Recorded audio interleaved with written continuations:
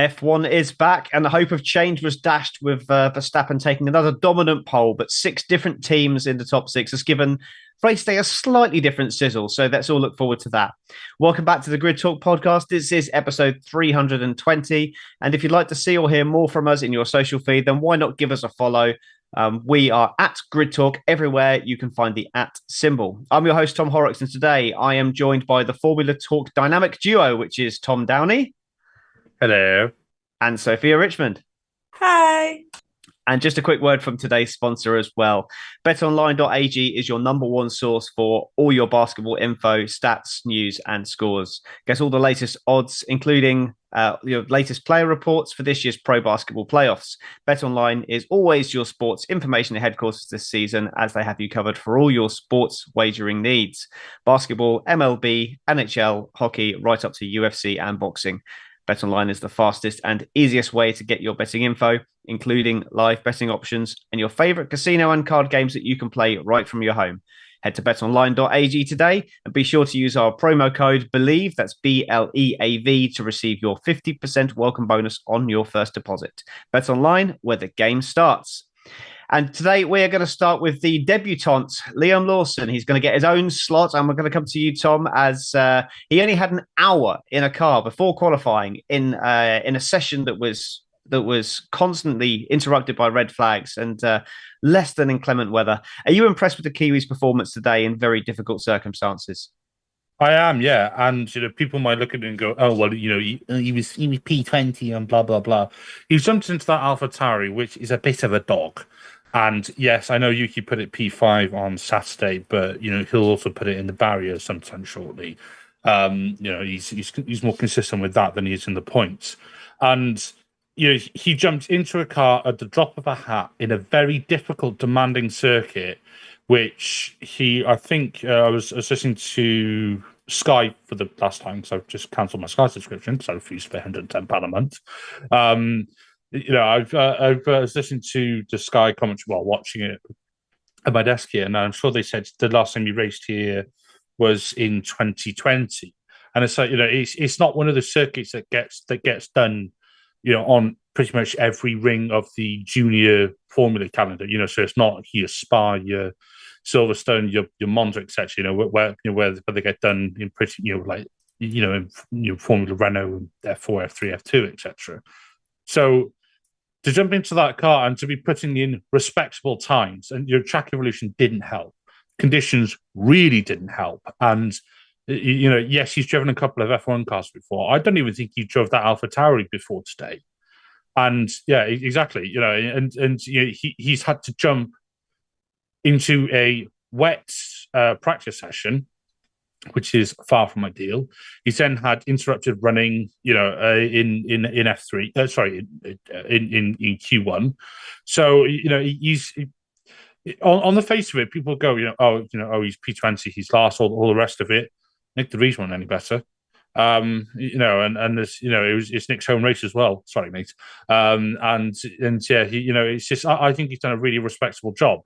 If people are going to make comparisons with De Vries's debut last year in Monza, well, you can't do that because Monza has about 4 corners realistically, and the rest of it is just flat out. And that Williams last year was better than what the AlphaTauri is this year.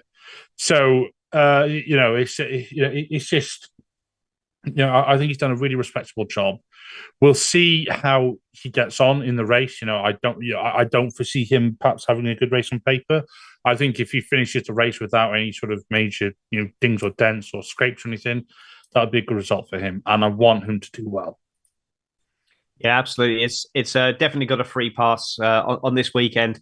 And if he was the same pace that Perez was off Verstappen, he'd have been in Q2. So it's a solid performance, really, from that perspective. So he's, I think, definitely a solid start for him in circumstances where you can basically just write it off, and wherever he gets, he gets.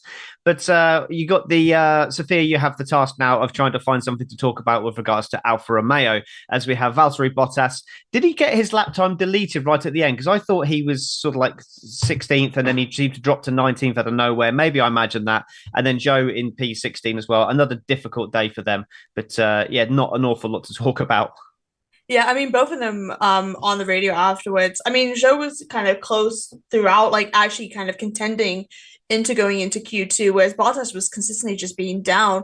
I think strategy was a big issue about when to change, when to pit, when not to pit. And I think they were some of the few drivers that chose to do one stint of tires as well, similar to how Red Bull did for theirs and McLaren did for theirs as well. So I think they may have done the timing a little bit off, but that was the case for a lot of these drivers in these teams where the timing just wasn't there, or doing the cool laps, or putting the wrong tires on, or when to switch to the new tires. But yeah, it was kind of surprising. I mean, I think Bottas was like, there's nothing I can really do. It was just something that was just going on. It was just an off day, which obviously does happen. I mean, even looking at the free practices as well, they've just not really been kind of into a conversation. It's been consistently below. Like, even Haas has been performing a little bit better than them this weekend, and Williams, which we'll definitely get onto that a bit later as well. Yeah, it was just very quiet for both of them. I am expecting points to be moved up. We don't know, obviously, with Leclerc, which we'll discuss later about Leclerc's when he had to finish off in Q3, if that is a gearbox issue. If that is, then he will also have a penalty because he was on his fourth by the time qualifying started, and that's his last for the season before he has to incur grid penalties. There's also a lot of drivers are having impeding talks as well. So I think you can even say that Zhou might be able to move up a few places by the start that we go on Sunday. Bottas has been good at this track. He was kind of consistent over the years and everything from it, but I'm not expecting much from Alpha from this weekend coming, which is sad, but someone's got to be at the bottom, and it looks like it's probably going to be Alpha for both of the drivers. Yeah, another unspectacular day for Alfa Romeo there. And another unspectacular team, Tommy, is the Haas team, which Sophia mentioned before there. Magnussen 18th, Hulkenberg 15th. Both drivers signed up for 2024, but is Steiner going to be suffering from buyer's remorse after their new front wings were completely destroyed in the practice sessions before the start of this qualifying session? I think Gunther Steiner's basically got the opposite of post-net clarity by this point because, watching K-Man go into the wall like that, it's like, it was, it's just embarrassing, man. Given there was such a fanfare about K-Man's return last year, and there was some effing Viking comeback or whatever. Yeah, well done. You went quicker on Bahrain, not a particularly difficult circuit. It's like you could tell how annoyed Gunter was because Gunter said that K-Mag's only got something like 2 front wings left. It's like if he smashes one up tomorrow, and we know that K-Mag has history of F smashing things at Haas anyway.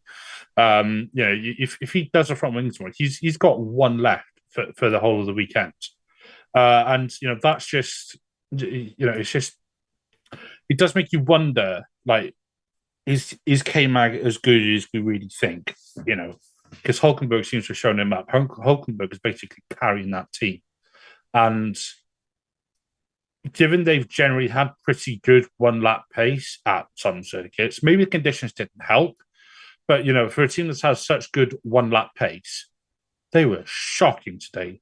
On the plus side, at least they can't fall much further back down the grid. There is that. Yeah, there is that. Yeah, absolutely. And I think the situation with the front wings, from what I heard from practice 3, was that they took 3 front wings with them. Hulkenberg smashed 1 in practice 1. Magnussen smashed 1 in practice 2, which means Magnussen doesn't have the new front wing because they've only got 1 left. So it's not a great position. So that might actually explain part of the reason why Magnussen was so far off. But it's Haas; they're not going to bring a McLaren style upgrade, are they? We've seen they're not particularly great at upgrading anyway. So potentially keeping with the original formation might be a better thing for the Haas team. But moving on to Yuki Tsunoda, another strong display for him. I know it's only a P14, Sophia, but is not a strong car. He's on his 3rd teammate of the year. He's constantly having to reassess who he's fighting. But a decent performance for him.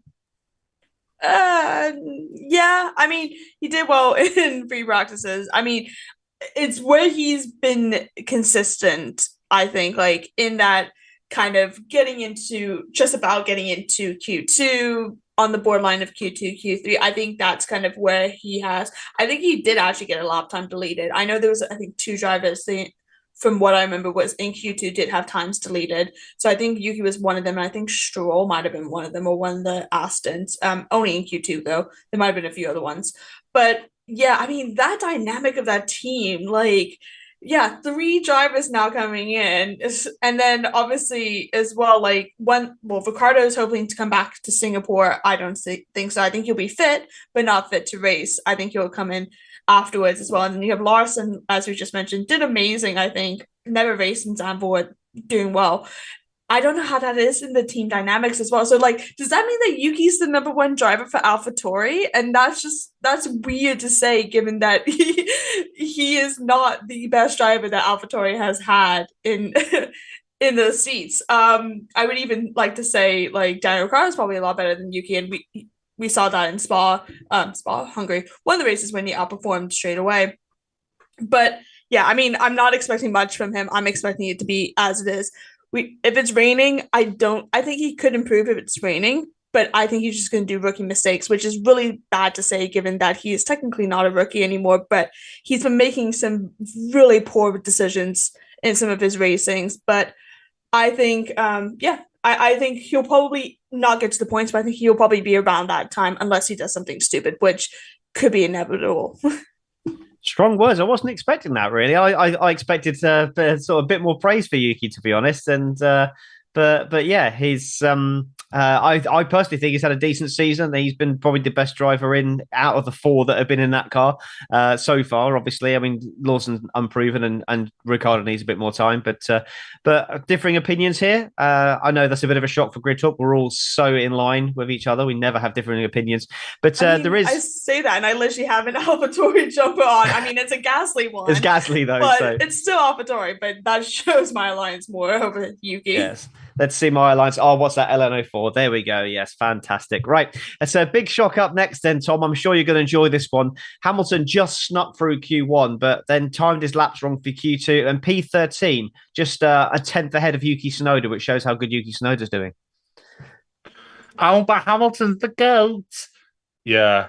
Okay, mate. Yeah, he pushed too hard too soon, and he did do a pretty good lap, you know, to be fair to him.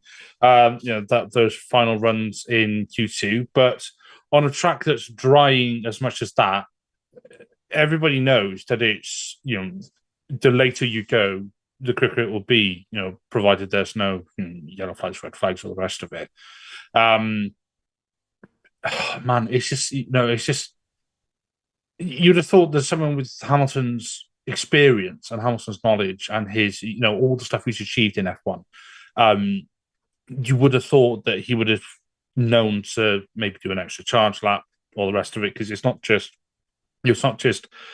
making sure that you've got enough battery, it's making sure that you've got enough tire temp, and make sure you don't burn out the tires, make sure you've got enough grip and tread. And yes, the circuit was drying, but sort of, I think it was around turn 10, turn 11, maybe turn 9. To be honest, I can't remember the exact turn or corner numbers at Zandvoort, because I sort of just go a bit cross-eyed when I look at it, trying to follow it. Going to sixth was not an option for the Q2, so he knew he was staying on inters.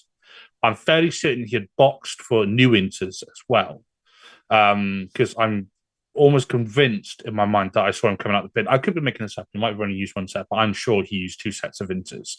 There are only a couple of drivers who didn't, Norris being one, which we'll get on to. But yeah, he someone with Hamilton's experience in conditions like this, you know, because you see it with British drivers, because we have such lovely weather here in the UK, you know, it definitely doesn't actually hammer down with rain in August, does it? Let me look outside. Oh, wait. It does, so he's gonna be very well adverse at driving in conditions like this.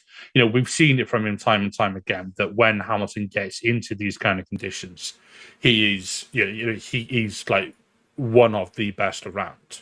You know, it's just sort of like Jensen Button effect. And Hamilton is just like, he should have known that just take an extra charge lap and then do your push lap right at the end. It's that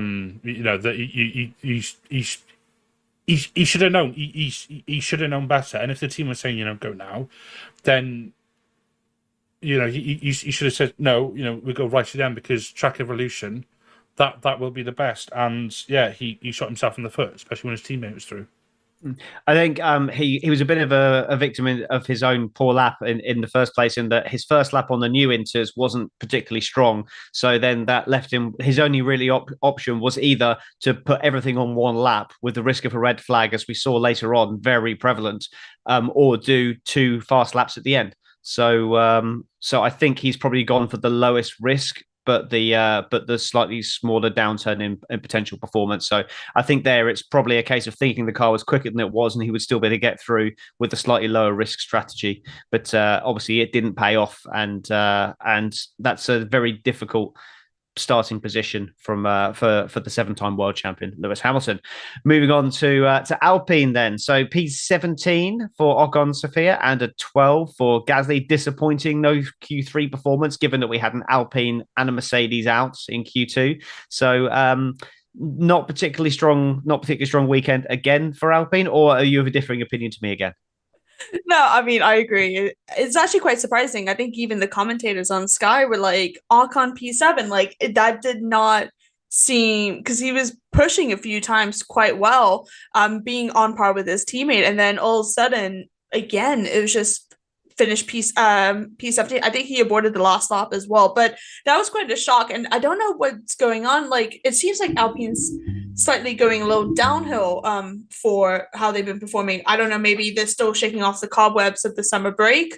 That could be the case. We see that in at least one team upon returning back from the summer break, and I guess it's probably Alpine. I mean, with Gasly, P12, I think that's a decent position. I would have preferred them obviously to get into have at least one of the drivers into Q3, because we have an array of different drivers and teams in Q3, and we'll discuss that later on. But yeah, I think also there wasn't that much coverage about Alpine to begin with as well. Most of the focus was on the Williams, a lot of focus was on the McLarens and everything. So you didn't really see what was going on, if there was any issues. I think Gasly went off once as well on a fast lap. Obviously, again, strategies are such a big thing for this qualifying, and it actually was prevailing how the need of proper strategies, making the right calls, also making sure that other drivers don't do stupid mistakes. But yeah, I mean, I'm not expecting much. I think Ocon will make a few points, maybe move up. Obviously, again, if there's any kind of penalties post-race that come through, Gasly, I think, will probably stay around the same way he is right now when it comes to Sunday's racing. But anything can really happen. Again, the weather could be unpredictable, as it was today, or it could be completely sunny. Who knows? But yeah, not the best performance from Alpine, and I'm hoping that they pull it back together for Monza. Yeah, I couldn't believe that when I heard that earlier. The only two races, I think, was it since there's been Baku was dry, completely dry, and then it was just the two Middle Eastern Grand Prix at the start of the season. That's the only races we've had that have been completely dry for the whole weekend, which was a bit of a shock considering normally it's the other way around. Normally it's just it starts raining as they're on the podium. So, but no, it's yeah, Alpine just not really sure what's going on there. Still a team in a bit listless at the moment. But moving on to another team, do we call these the red Alpine, or do we call Alpine the blue Ferrari? It's another team that's very kind of a bit all over the place at the moment, and more today for the drivers. I think you've got Leclerc having a go at his team, saying, "Make sure you get me in the right place. That's your focus. Don't worry about performance and all that," and Sainz making plenty of mistakes, and then Leclerc putting it into the wall himself. It's just not going right at the moment for Ferrari, is it, Tom? All things considered, that's quite a good weekend for Ferrari, because they're an absolute shambles. Honest to God. A team that has been in F1 for so many years and gets basically the Kardashian of F1, where they get paid to exist by the FIA. They get, what, $400 million a year, something like that, just to exist. It's something, I can't remember the exact figure, but they get, some big payout, but cost cap and all that. And they just produce an absolute beep show, I'm going to say it like that, of today, yet again. I genuinely feel sorry for Ferrari fans. One of my best mates, JR, some people, Sophia, you know JR, one of my best mates, diehard Ferrari fan. He's got past the point of pain and he just laughs. That's how bad it is for Ferrari fans. They got both cars into Q3, yes, but then Sainz, tried to assassinate Piastri coming out the pits, and then Leclerc said, "Oh, I'm bored," and then put it in the wall. So it's just what on earth are they doing? I know Fred Vasseur is coming to study the ship, and his influence isn't really going to take flight until next year, but they just need to rip everything out from the sort of ground up. They can't even do announcements properly. It's like, do you remember when they put up that post about a month ago saying that was it Laurent Mekies was leaving, or whoever it was leaving? They put up a post on the social media. You couldn't read the thing because the background was so bright, and then the text was white. Then they put the wrong date and they put the wrong year on it, and then they had to do a dirty delete and put it up again. If you can't post that correctly, how on earth are you going to build an F1 car properly? It's like, yes, Leclerc had pole in Baku, but he got mugged off the start. They are nowhere near the top. They are 5th best on the grid at a push. And if the Alpine engines didn't go on strike every other weekend, they'd probably be 6th. They had a better chance in 2020 of winning the championship than they do this year, and it's an absolute joke. Okay, strong ones. Nice rant there. I'm not quite as down on Ferrari. I think it's still not been great, but not quite as bad as Tom's rant there. It just reminds me of that, what was it, the slogan they came up with where it said never give up Ferrari or something, and then the way it was worded, it said never Ferrari give up or something. It's just something, just reminds me of that all over. But difficult day. Hopefully move forward in a race for them, but you wouldn't put any money on it, surely. But moving on to Aston Martin then, Sophia. So we've got Stroll went out in Q2. But Alonso up there in 5th, was up in 3rd until right at the end. Are they back in podium contention with, one car at least? Yeah, I think definitely one car. Stroll did have a lap time deleted in Q2, I think, as well, but then was able to push for that lap. He was very close to Logan Sargent as well. It was a 120.121 and for Stroll, and it was a 120.06 for Logan Sargent. So very, very close as well. Can't believe I said that for going into Q3, but yeah, I agree. I think Alonso has good contention for a podium. Do I think it's going to be a win? No. I think it's been like 4,300 something days since his last win. It was announced on Sky, and I think it was Sean Kelly's stat that probably did it for the commentators, but I don't think he's going to win. I think he will maybe get a race win at some point this season, but it's definitely not going to be Zandvoort. He's good at overtaking. He's good at defending. I think he's going to overtake Alex Albon quite quickly, and I think George as well. So I do see Alonso very much in a podium contention. I think Stroll can get up into the points because I can just see Logan Sargent just plummeting down. Obviously, as well, if Charles Leclerc has any penalties as well for Sunday, obviously that will probably move Stroll up into starting P10. So, I think I think Stroll will probably get like maybe the last couple points of it, but I think it definitely will be an Aston double points for tomorrow's race. Yeah, I think Alonso definitely looking like he seems to be back anyway. It's good to see him back up there fighting again, and I think he'd be quite disappointed that Charles Leclerc stole his deck chair though. He got that shipped in especially from Sao Paulo. It was so funny because they literally panned it to him, and he like looked over and definitely knew like that's going to be on. That was intended. That was intended.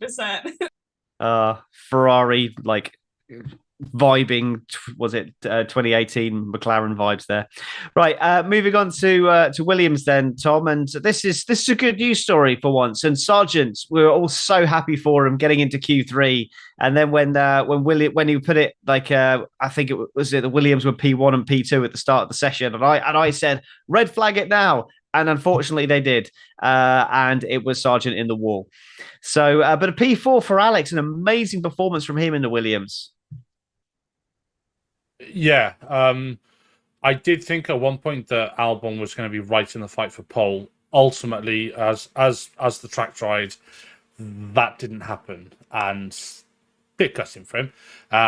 But yeah, what a like resurgence, what a comeback for Williams. You know, we talked about, you know, like how good, you know, the McLaren comeback has been. The Williams comeback, and to have both drivers into Q3 on merit. It's like I cheered so hard when Logan put it P10 at the end of Q2. I am genuinely happy for him. He really needed that, and whatever he has done in the in the summer break, it's worked because he's come to Zandvoort, a difficult circuit, like we keep saying, and he's done really, really well to get into Q3. His crash, it could have happened to anyone, to be fair, because the track was drying. Yes, there was a dry line. And you know, we saw drivers going off left, right, and centre. Ultimately, it is a learning curve for him. He is still a rookie. It's still his first year in F1, and the step from F2 to F1 is quite something. Excuse me. And he's got a teammate who is, you know, who is a very, very good benchmark in F1. You know, Albon. He's proved himself to become a known quantity. So. Yeah, Albon's done a really, really good job in that car. You know, tops definitely Q1. Did he top Q2 as well, or was that Norris? I can't remember. He did top Q2. Thank you. I thought so. I wasn't 100%. It's like Sargent. You know, I don't want the crash to sort of like overshadow what he's achieved this weekend. Because he has done so well as a rookie, because he's not had the easiest of starts to the year. You know, he's done so well to get that car into Q3. And, you know, just talking about Albon, it's amazing what, it's amazing what some drivers who don't have that kind of Red Bull pressure can achieve. Because people will either crack under pressure or they will flourish. You know, it's a whole sink or swim approach. And Albon ultimately sunk at Red Bull because we call it, you know, as we say all the time, pressure cooker. He's gone to Williams. The team is forming around him. James Vowles come in, doing a great job as team principal. You know, leading the car. Leading car development, I should say. We know that the Williams isn't going to be strong everywhere. I didn't think they'd be strong this weekend because, you know, I thought they'd be strong next weekend. If you look at, you know, the likes of Hungary and all the rest of it, they haven't done particularly well on that kind of stuff, but. I stand corrected, and I am happy to stand corrected because Albon is doing a stellar job. Logan Sargent has done a really good job this weekend. I hope Williams continue this momentum, and I hope that we see even more of it into next season. Well done, Williams. That's the most positive. In a session where you've got one driver crashing out, that's an incredibly positive session there for Williams. I'm very happy to see them up there as well. But another team I am even more happy to have where they are. Oh, McLaren, you flirted with us. You flirted with us. McLaren 1-2, and then when Verstappen set his first lap and it was only P3, all three people in the house I was in all simultaneously went, ooh! So that was our commentary. We were just like, oh, come on, McLaren, they can do it. Again, calling for red flags on that last bit, but then Verstappen, does it again. But looked so good, and then potentially looked like it was going to be a 2 and a 3. My wife was saying, oh, 2-3 still pretty good though. Alas, P2 and P8. But are McLaren back, Sophia, or is it just Lando's brilliance? God, I hope so. I mean, to be fair, Piastri actually going purple sectors as well a few times in Q2 and Q3. He was absolutely running with that car. I mean, and then obviously Lando, the one last lap, going fastest in Sector 1 and then going yellow into Sector 2 and then obviously made green for Sector 3. And he even said post-race saying, like, I think he said he peaked too quickly for it and has to, like, learn how to balance it a bit more. But, like, as soon as I saw that purple sector, I was like, oh my God, Lando's on pole. Like, I just want that because obviously we've been seeing the Red Bull dominance and Max dominance, and again, it's home race and all that. But like, I was ready for something to kind of change now. I was kind of like, we've just come back from the summer. I want big shakeups in the racing, and I got disappointed straight away with this qualifying. I'm happy that McLaren is back. I think they did the last bit of the upgrades for this race as well. So I think that's I think they're at the 100% of the upgrades, because before the break, I think they're only at like 70% of the upgrades, because they realized that they were doing really good and they didn't want to over push and then maybe trickle down again. So I think these upgrades have come out really well for them. I'm excited to see them back. I think that this is the second half of the season. They're going to make up all the points that they potentially have lost from that first half. I'm really hoping that Piastri obviously he's qualified P8. I think that, again, it's a timing thing. He was doing so well, but it was just because other drivers timed theirs perfectly and their run, he just got knocked down to P8. I mean, obviously finishing above Logan and Charles, given that they didn't have a chance to run properly.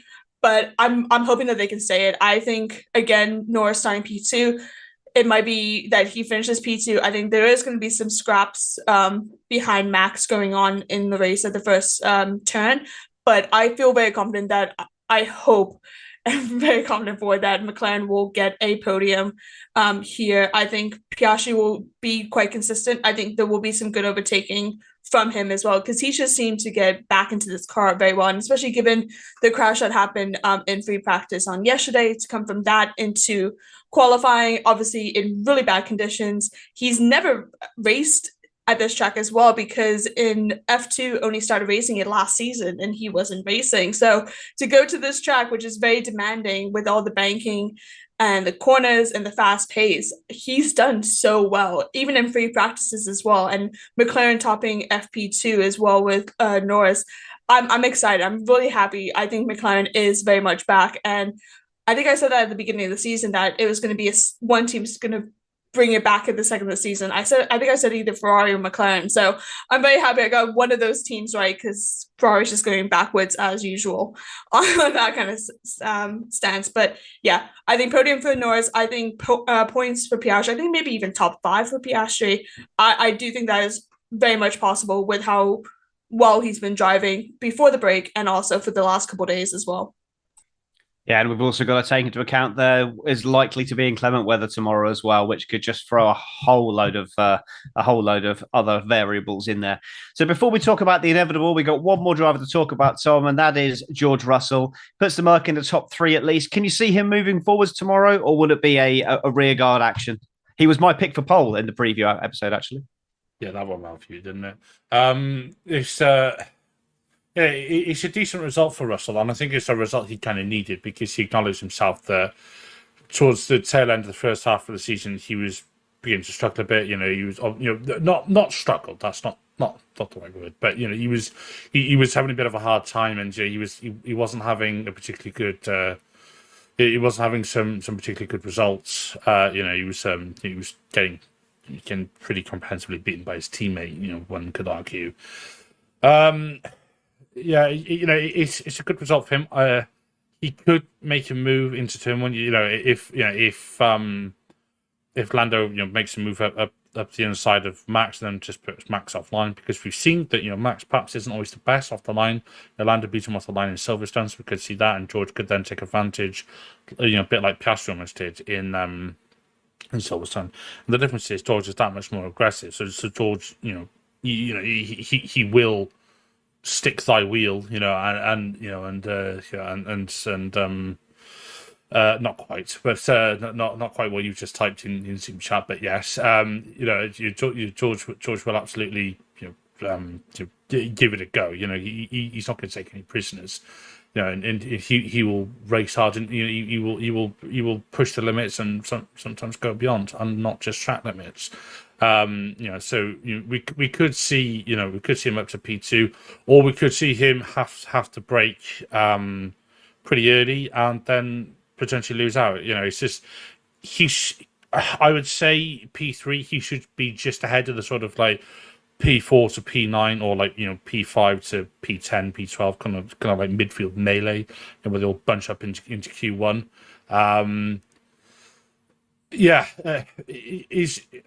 We do say it a bit, but it's like you just see what happens. His fate is in his own hands tomorrow. If he makes a good start, great. If he fluffs up his start, well, that's on him. I think he'll at least hold P3 tomorrow. He tends to do well when he starts up front. He tends to stay up front. He tends to struggle a little bit coming through the pack, but yeah, it's he's pulled it back to 7-6 now in Hamilton's favour in qualifying. Hamilton's still outdoing him quite comprehensively in the races and in the point standings as well. But he's had a bit of bad luck as well. He's definitely had the lion's share of the bad luck in that team this year. But we'll move on to the inevitable then, Sophia. We're talking about Red Bull, and it's a dominant pole for Max Verstappen, but Perez 1.3 seconds back. P7 for Perez. Surely he can't be happy with that. I mean, even commentators are getting on. I think this is starting his coffin, I think, for his season. Obviously, has been contract discussions and all that for Perez. I feel like he's just not performing. And again, it's week after week. Like, this car is amazing. Max is doing amazing.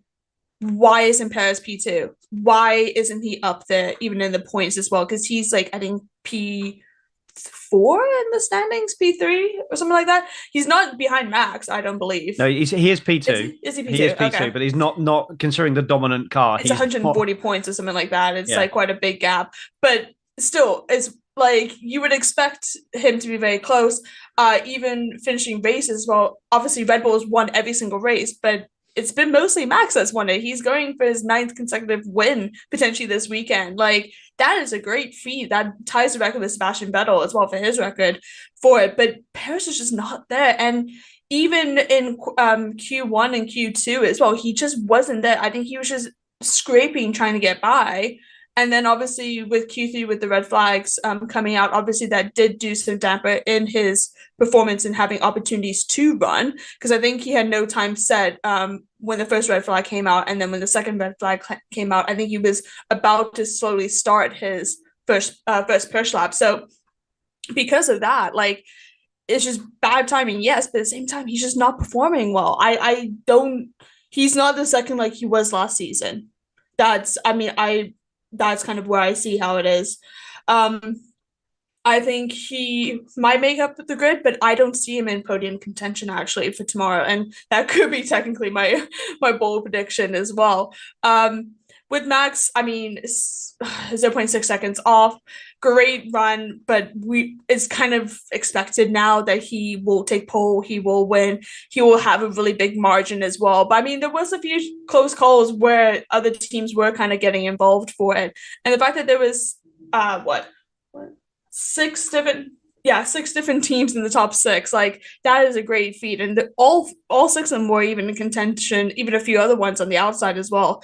So yeah, I mean, like I said, Max is doing Max things at his home Grand Prix. Perez just needs to actually pick up the pace and actually be a good second for the rest of the season. Otherwise, I mean, I think his contract's still up for next season, but we all know that you can easily break contracts, and I think that is possible. And I think there is better drivers that could also take Perez's seat as well.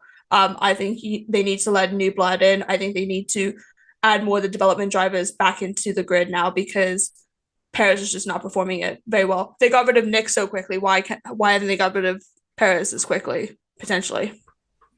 Yeah, and with that performance differential there, if that's in the McLaren, for example, in the second fastest car at the moment, then he's probably going out in Q1, maybe even Q2.